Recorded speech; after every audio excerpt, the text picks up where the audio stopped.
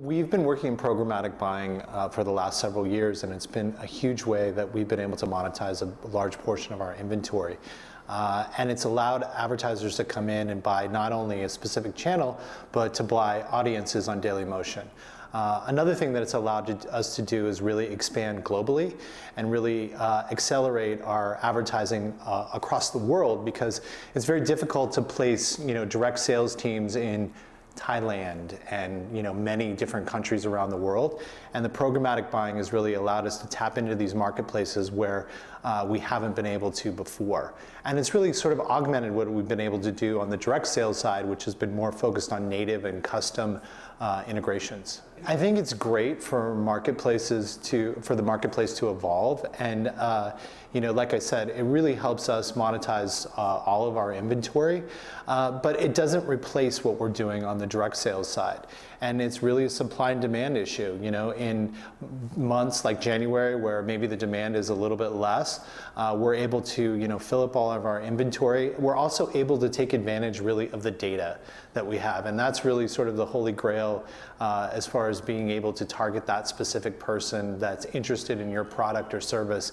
And we're able to tap into the rich data that we have specifically on Dailymotion through our subscriptions, and then also just third-party data sources. And so what we've found is it actually raises the level that we're able to charge, because in real time you're able to get what the marketplace bears for that specific user at that specific place in time. We want to balance the user experience with what we're doing for our advertisers, and our constituents are our end user, our advertiser, and our content provider. And so we're trying to sort of balance all of those, but really with a focus on the end user and making them happy, because we feel that if we make the end user happy, everyone else in the ecosystem, our ecosystem, is going to be happy.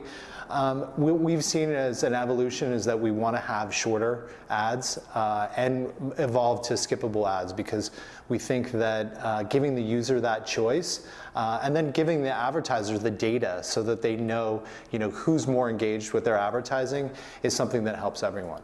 Consumption has accelerated on connected TVs with the increase in adoption, and we've seen just an increase in availability. I mean, you were just at CES and saw every sort of device that has connectivity and is able to display video. We've wanted to be in all of those places, and we just launched with Roku, for example. We're on Samsung televisions. Pretty much every device out there, we're able to deliver video. And what we've done is we've tried to use the data that we've had on people's usage habits on the different devices to deliver a more personalized experience for each device. So for example, on a Samsung connected television, we're going to serve up a different discovery methodology to discover more long-form content, whereas on our iOS device, it's focused maybe on more snackable entertainment. For us, discovery is all about personalization, and we've been really moving towards that, as opposed to just being a model where we have editors pick, although that's a part of it, and using our editorial experts to help people discover videos that they wouldn't normally be looking for.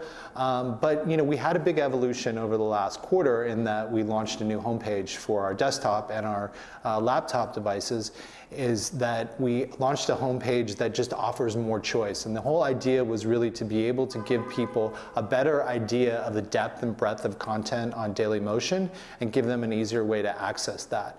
And then as far as the other devices goes, we just launched a beta version of our new iOS, and it's just a slicker way to access our channels. We organize the content into specific thematic channels, and that's been a way that people have been able to discover the videos that they want. The evolution for us, it's really a three-pronged approach that we have. We talked a little bit about discovery, we talked about sharing, and the third really for us is uploads.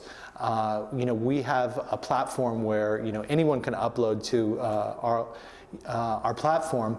And the next evolution for us is going to be on mobile devices. We've seen that with the increase in quality in video that you're able to do on mobile devices, people want to just immediately be able to share that, and we're going to be able to facilitate that and distribute that for them. I think that you have to have a platform that has scale already so that you can bring scale to whatever you do that's custom. And I think second is that we've really built out our creative services team. And that's been an evolution that we've had over the last couple of years.